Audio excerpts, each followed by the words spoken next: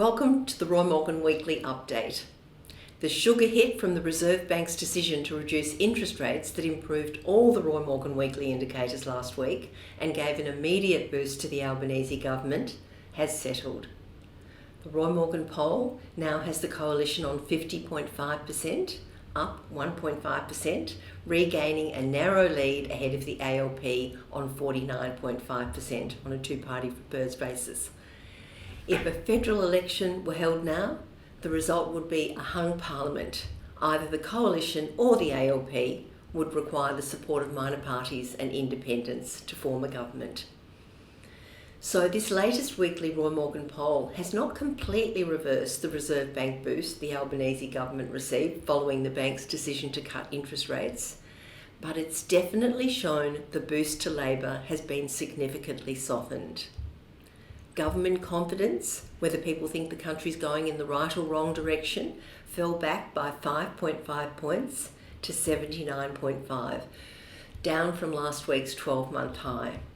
And a majority of Australians now say the country's going in the wrong direction, 52%, while only 31.5% say the country's heading in the right direction.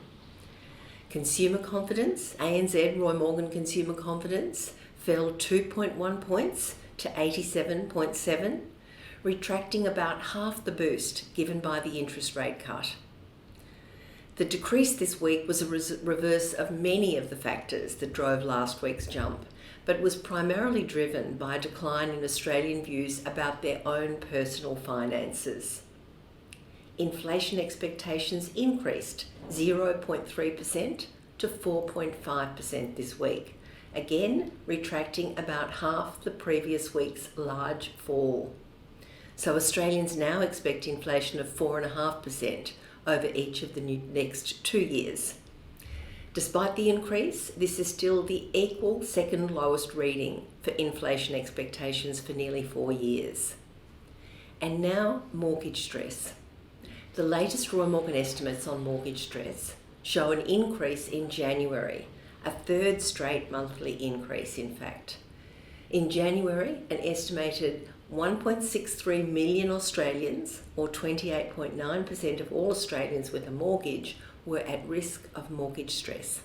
That's up another 1% from December, but it's still 1.4% lower than June 2024, before those stage 3 tax cuts came in.